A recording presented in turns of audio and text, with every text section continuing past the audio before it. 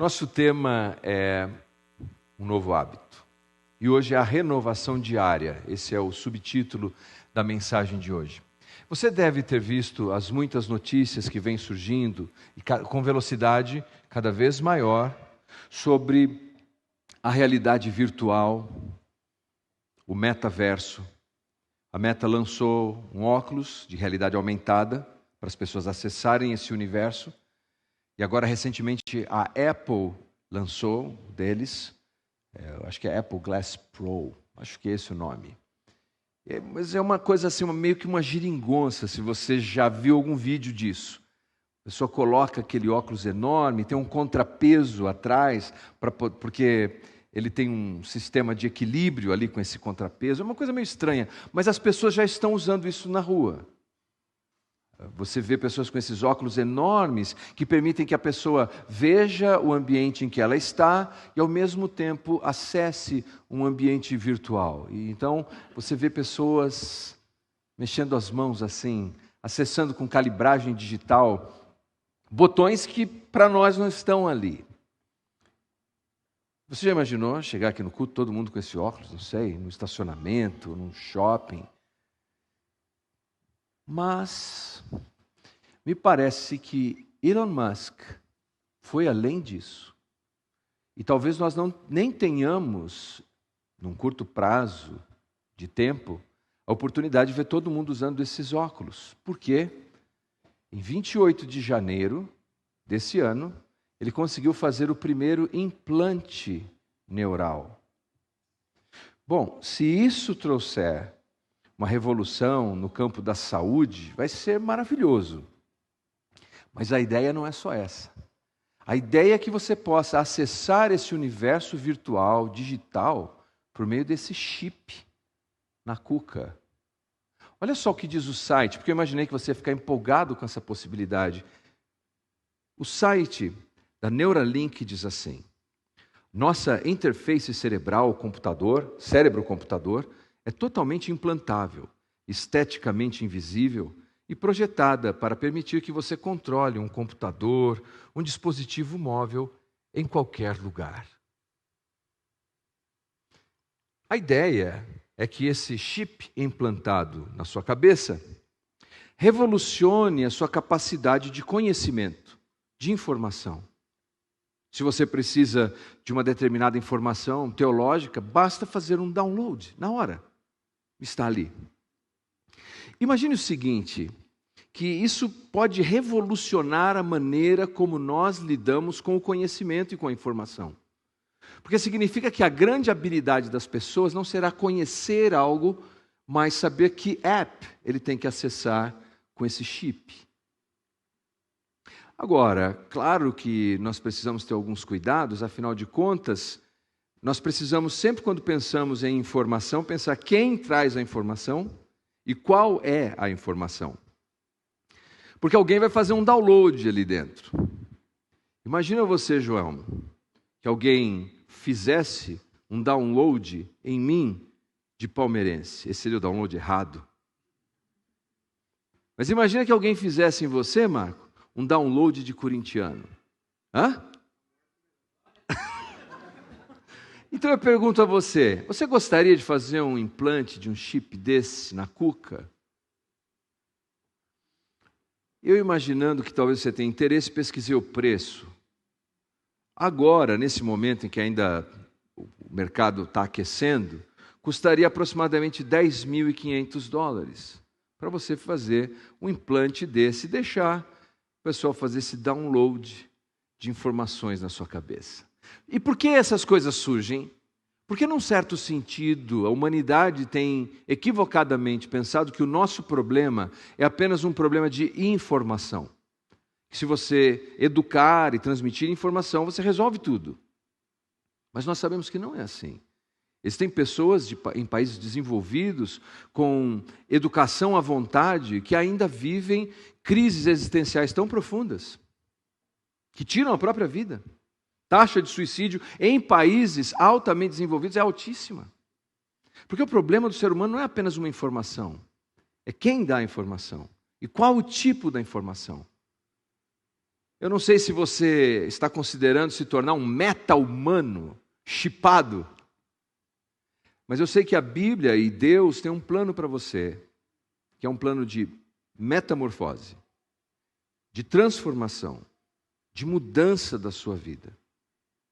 Veja o que o apóstolo Paulo disse aqui na sua carta aos Romanos, no capítulo 12, no versículo 2. Carta de Paulo aos Romanos, capítulo 12, versículo 2. E não vos conformeis com este século, mas transformai-vos pela renovação da vossa mente, para que experimenteis qual seja a boa, agradável e perfeita vontade de Deus.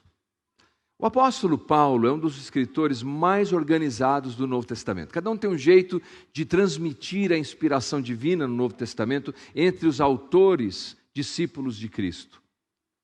João costuma escrever mais em espiral, mas Paulo tem um método de escrever em que ele primeiramente apresenta a sua teologia, aquilo que você crê, e lembre-se disso, o que você crê, o que você acredita, molda o seu comportamento. Então, muito cuidado com aquilo que você crê. Se você acreditar na coisa errada, vai levar você a um comportamento errado. Paulo começa sempre com a matéria, o que devemos crer? Mas ele não para ali, para ficar apenas no campo da especulação teológica. Ele imediatamente nos leva o que eu devo fazer. Já que nisso creio, o que eu devo fazer? E esse versículo que nós acabamos de ler, ele é um versículo de transição, porque Paulo termina, ele conclui todas as suas ideias teológicas, e então ele vai levar agora essa comunidade que está na cidade de Roma, e todos nós, a pensarmos como aplicamos em nossa vida esse conhecimento teológico. No versículo número 1, que foi lido pelo presbítero Júnior, ele fala sobre, usando uma imagem do Antigo Testamento, que é muito incomum para nós devemos ser um sacrifício vivo. Ele usa essa imagem do sacrifício. No Antigo Testamento, o sacrifício era morto, o animal era imolado no altar, o sangue dele era derramado ali. Mas no Novo Testamento, o sacrifício é vivo. Quer dizer que cada um de nós precisa ter a consciência de viver de uma maneira a agradar a Deus. E você sabe, decisões na vida, decisões difíceis, para agradar a Deus e para abençoar o próximo, muitas vezes são sacrificiais. Eu me lembro desse homem, que ele tinha uma carreira economicamente muito bem sucedida. Mas essa carreira muito bem economicamente sucedida afastava ele da família. Ele não tinha tempo para o cônjuge, não tinha tempo para os filhos, quase não se viam. E ele chegou à conclusão de que algum sacrifício precisava ser feito. Porque o que ele estava sacrificando naquele momento era o mais importante. Ele estava sacrificando a própria família. Então o que ele decidiu sacrificar para a honra de Deus e para a bênção da família dele? Ele sacrificou a carreira. Mas foi um sacrifício. Foi uma escolha que ele teve que fazer. E nesse versículo, o apóstolo vai nos mostrar como podemos viver assim, diariamente, e desenvolver novos hábitos, novas habilidades, que nos tornem pessoas verdadeiramente livres. Ele começa dizendo, não vos conformeis com este século, mas transformai-vos pela renovação da vossa mente, para que experimenteis qual seja a boa, agradável e perfeita vontade de Deus. A primeira palavra que eu quero deixar com você, não faz parte do nosso vocabulário no dia a dia, mas ela existe, é desconforme-se. Desconforme-se. Paulo aqui nesse texto, ele descreve o risco que todos nós temos de uma conformação não desejada. Uma conformação com um modelo de sociedade, de cultura, de pensamento, de posicionamento, que na verdade no final do dia é uma deformação. Então desconforme-se. Não se deixa moldar por isso. Qualquer pessoa que já fez uma gelatina sabe o que é isso. Você coloca na forma e ela assume a forma da forma. Desconforme-se. Não seja, não siga, não viva segundo os padrões desse mundo. É o que Paulo diz. Recentemente eu estava ministrando em Suzano e, por uma providência divina, a linguagem textual é muito parecida com essa que nós estamos meditando hoje. Porque o apóstolo Paulo começa dizendo que nós não devemos fazer, não se conforme com este mundo. Eu explicava em Suzano que existe um não brando, que eu gosto de dizer que é um não brasileiro, E tem um não que é enfático. Nós brasileiros sabemos o que é um não brando. Temos muita dificuldade com um não enfático, porque na nossa cultura parece que dizer não é ofensivo. Não lidamos bem com isso. E nós aprendemos a lidar de uma maneira cultural que é quase que intuitiva. Só quem é brasileiro entende isso. Você chega na casa de alguém, perto da hora do almoço, sente aquele cheiro de bife acebolado, do almoço pronto ali, e a pessoa diz assim a você: vamos almoçar, fica para o almoço. E aí é a hora que todo bom brasileiro diz o quê? Não, obrigado. Mas nós dizemos um não obrigado, que é um não brando. Assim, não, obrigado. Aí nós aguardamos, para ter certeza que a pessoa não fez uma oferta apenas por educação. É a nossa cultura. Aí a pessoa diz o quê? Não, fica, tem o suficiente para todos. Se você for muito educado brasileiro, você diz um segundo não brando, mais fraco. Não, imagina. Aí a pessoa diz, não, imagina, senta aqui, puxa uma cadeira. Você fala, bom, já que você está insistindo, então, a gente senta. É um código, meus queridos, que ninguém entende em outra cultura. Nós entendemos o que é um não brando. Mas, por exemplo, quando eu morei nos Estados Unidos, para fazer o seminário, lá eles não conhecem não brando entre os americanos. O não lá é enfático.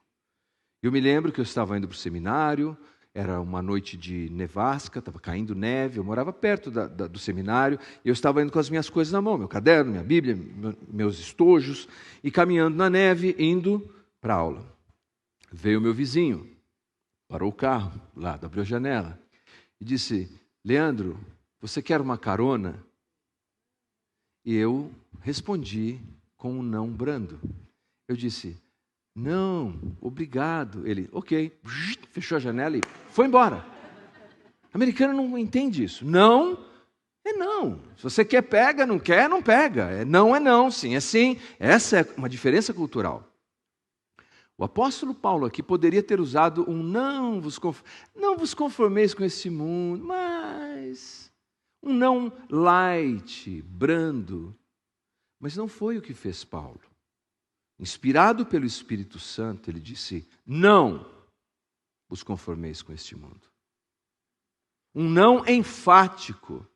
De jeito algum, de maneira nenhuma, se conformem com este mundo. Paulo disse não, enfaticamente não. Vamos ver se vocês já entenderam a mensagem. O que Paulo disse? Não. Espera aí, vocês estão com pressa desse lado aí. Vai chegar a vez de vocês. Paulo disse? Não. Está meio brando. Veja o que é um não enfático aqui. Que eles já estavam querendo dizer antes de chegar a hora deles. Quer ver só? O que Paulo disse sobre conformar com o mundo? Não. Estão percebendo? Entenderam agora o que Paulo disse? Não. O que Paulo disse, gente?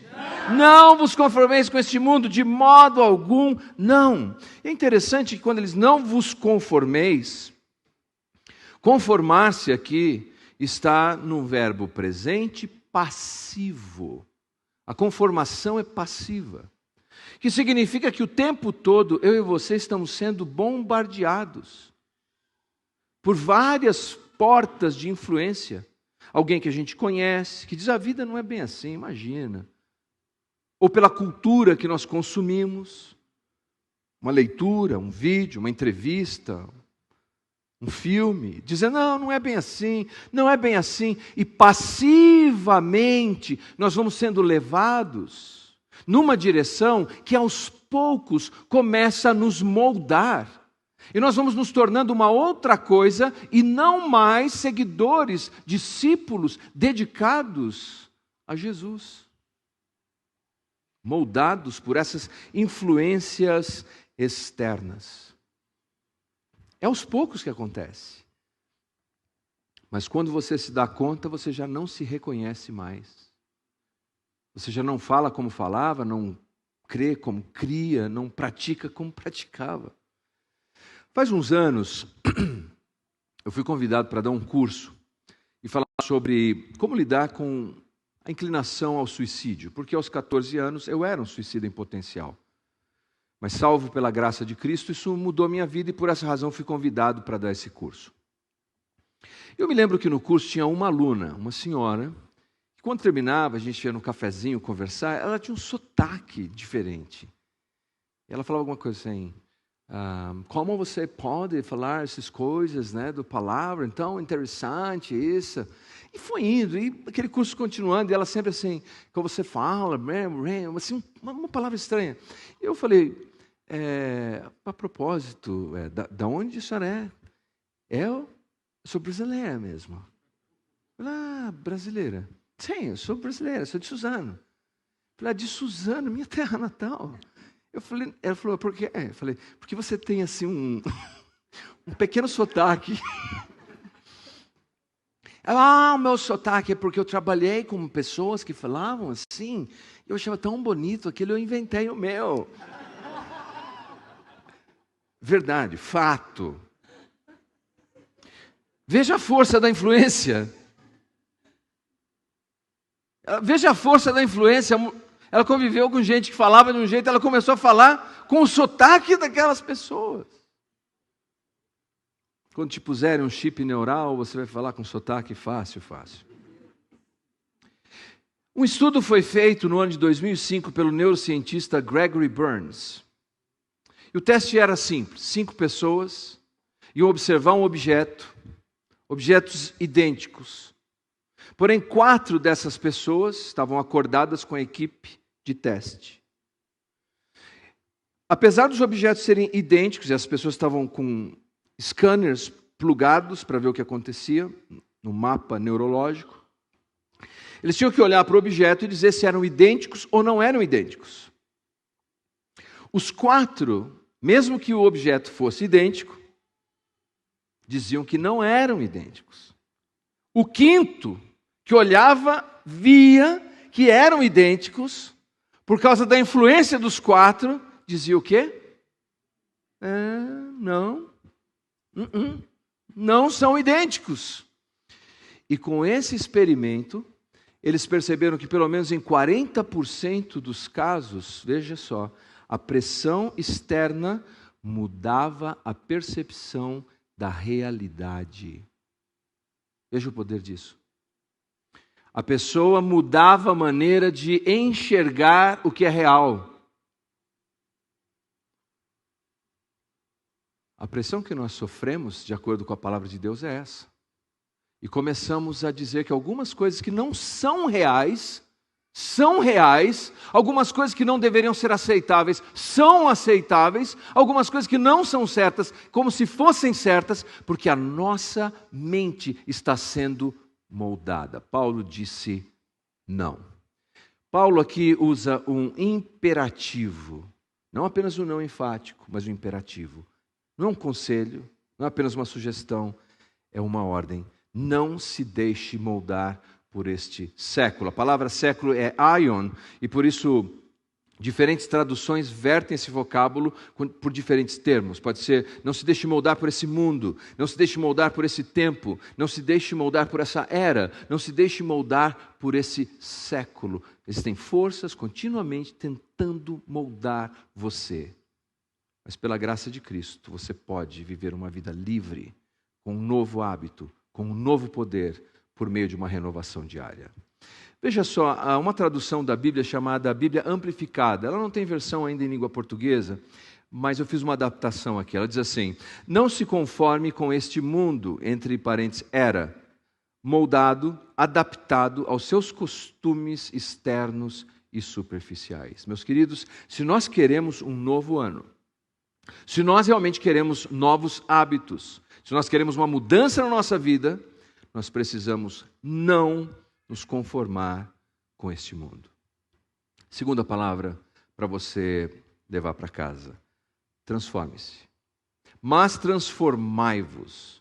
Aqui a palavra transformar é o verbo metamorfose. O apóstolo descreve essa experiência de transformação como uma metamorfose.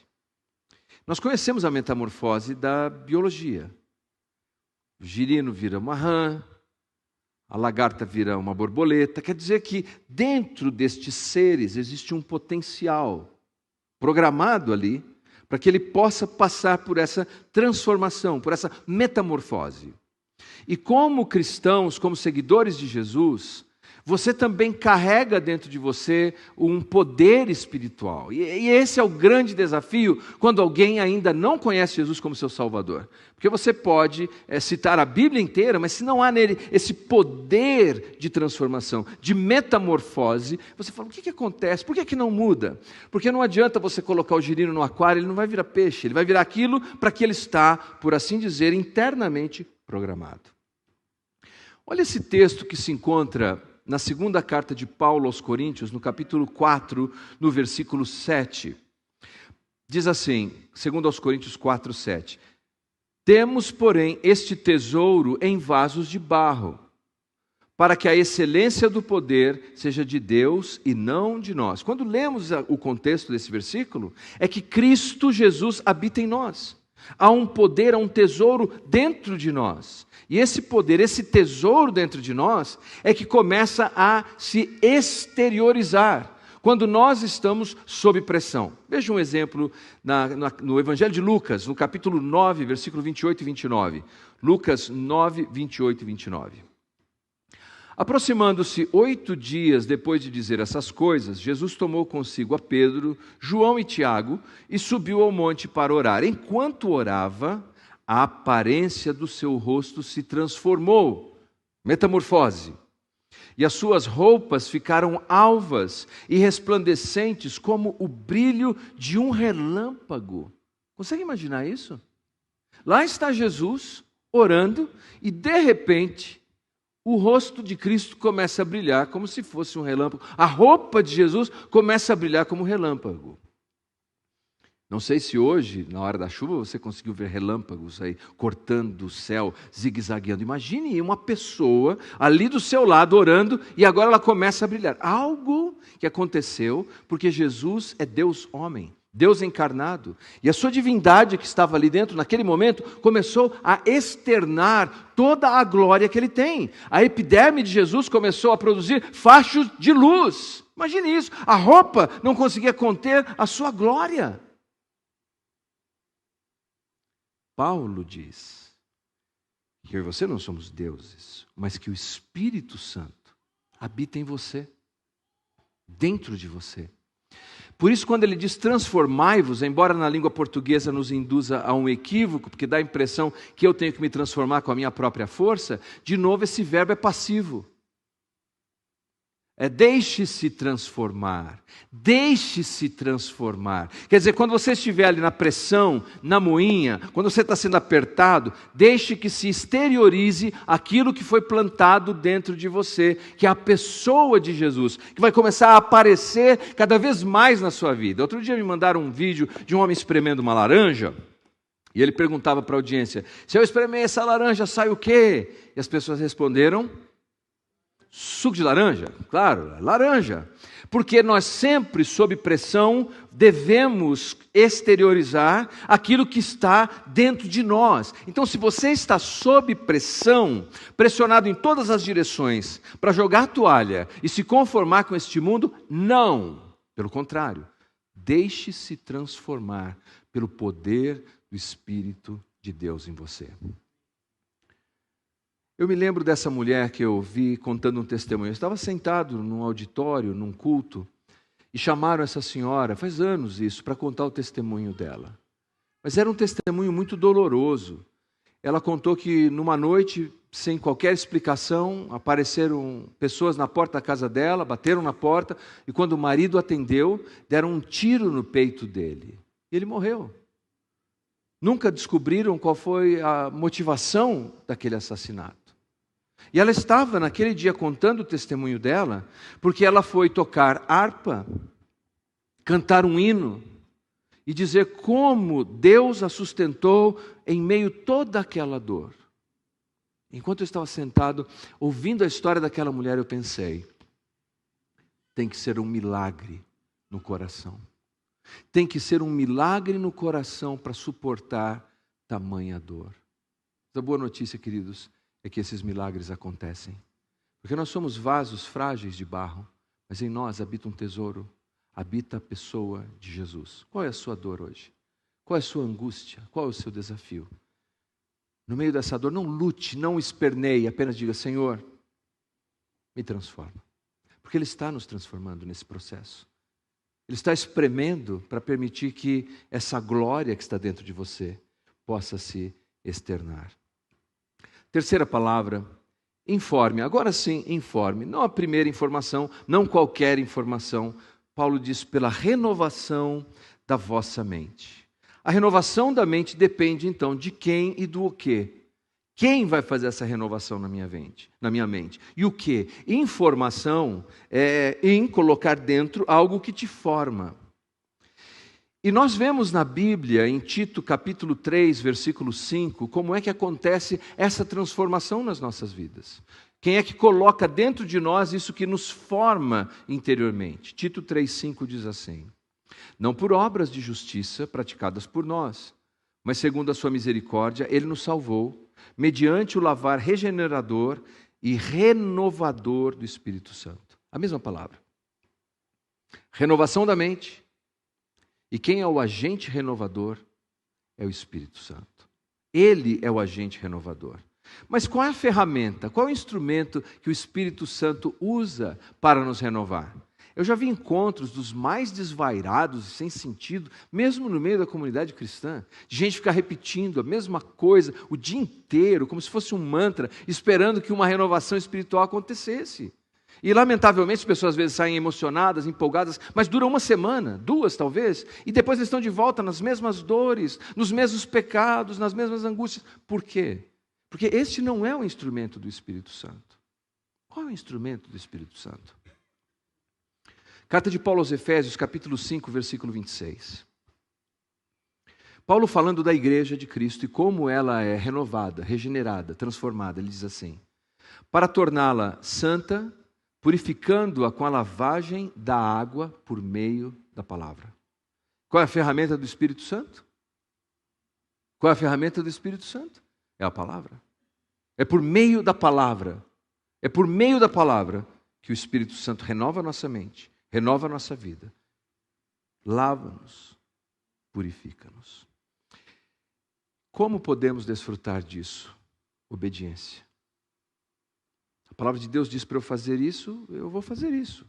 A palavra de Deus diz para eu não fazer aquilo, eu não vou fazer aquilo. E não significa que eu tenho que entender tudo. Eu tenho que obedecer tudo. No livro de C.S. Lewis, na série dele As Crônicas de Nárnia, A Viagem do Peregrino da Alvorada, ele conta a história de Eustáquio. Vocês já viram esse filme ou leram um livro? Eustáquio, lembram do Eustáquio quem é? Eustáquio é aquele garoto mimado, ganancioso, egoísta, que gosta de ouro. E por causa disso ele sofre o que eles chamam de mais ou menos como a febre do ouro. E ele se transforma num dragão. E depois, não suportando mais aquela situação dele de vida de dragão, ele tem um encontro com Aslan, que representa Jesus na história. E Aslan diz a Eustáquio que ele tire a sua roupa, suas vestes. Mas o Eustáquio luta com aquilo num pensamento. Ele fala: como tirar a roupa? Eu sou um dragão agora. Um dragão não tem roupa. Mas, se Aslan está me dizendo para tirar as minhas vestes, eu vou obedecer. E ele começa então a se arranhar, a se coçar, e começa a tirar aquelas escamas duras de dragão, que vão saindo, e daqui a pouco ele vai tirando aquela pele dura, aquela casca dura, e de repente ele se vê livre, ajudado por Aslan e completamente transformado. Ele entendeu. O que traria a transformação não era compreender todos os detalhes do que Deus estava dizendo para ele fazer ou deixar de fazer. O caminho da transformação era obedecer. Eu não entendo, eu não sei as razões, mas se é o que a palavra de Deus diz, eu farei. E assim, queridos, com essa informação, que é a palavra de Deus, pelo poder do Espírito, nós vamos sendo lavados e renovados. Sim, você pode vencer qualquer vício que você tenha na sua vida, pelo poder do Espírito, pela instrumentalidade da palavra. Sim, você pode viver uma vida diferente esse ano, uma vida liberta. Você pode viver uma vida de harmonia com Deus. Porque se você obedecer a palavra, que é um instrumento do Espírito, você vai ver o poder do Espírito na sua vida. Quarta e última palavra. Agora sim, conforme-se. Conforme-se com o quê? Não com o mundo. Conforme-se com a vontade de Deus. Paulo disse, para que experimenteis qual seja a boa, agradável e perfeita vontade de Deus. A palavra aqui usada para descrever experimentar é uma palavra que é associada com a prática de um ourives. Aquele que você leva lá um metal e ele vai testar para ver se é verdadeiro ou não. Paulo diz que quando nós passamos por esse processo, Deus nos capacita, nos dá o discernimento de entendermos a vontade de Deus. E começamos a identificar, isso é bom, isso é perfeito, isso é agradável, essa é a vontade de Deus. Eu creio que uma das dificuldades que nós temos é que quando nós pensamos na vontade de Deus, de nos rendermos à vontade de Deus, Deus vai fazer de nós missionários no interior da Papua Nova Guiné, no meio de uma tribo de canibais, e nós estaremos dentro de um caldeirão incandescente, porque dissemos um dia, Deus, faz a sua vontade na minha vida.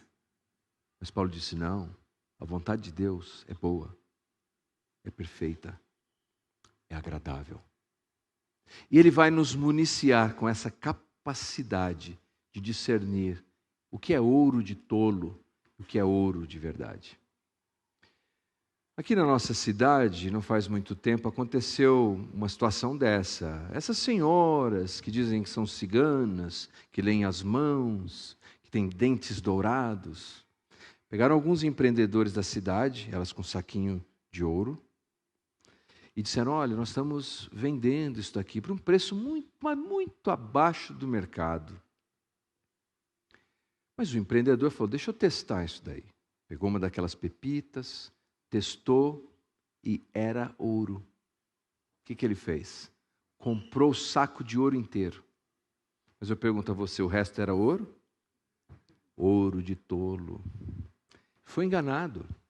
Esse mundo está cheio de ouro de tolo. Dizendo que se você se afastar de Deus, você vai ser feliz.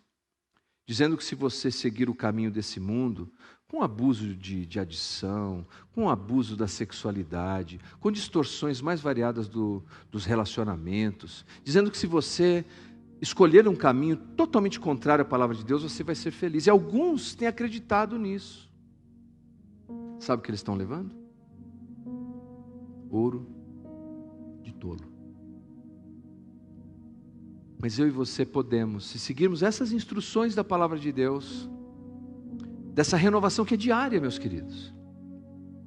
Toda semana, todo dia você tem que dizer, Senhor, é isso. Eu não vou me conformar com esse mundo. Eu quero viver essa transformação, eu vou me deixar transformar no meio dessa luta que eu estou vivendo. Eu vou me informar por meio da sua palavra, pelo poder do teu Espírito.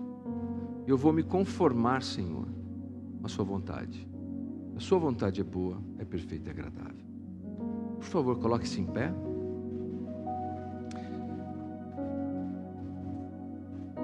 Feche os seus olhos nesse momento. E nós vamos fazer um ajuste desse versículo. Eu peço que você repita comigo esse versículo da maneira como eu vou dizer. Senhor, eu não me conformarei com este século, mas eu me deixarei transformar pela renovação da minha mente, para que eu possa experimentar a sua boa, agradável e perfeita vontade. Pense por um momento. Quais são as vozes que têm levado você noutra direção e que têm afastado o teu coração de Deus, de Jesus, da palavra de Deus? Pense por um momento. Quais são as áreas que têm surgido fissuras na sua vida? E peça a Deus que ajude a sua caminhada agora. Fale com Ele.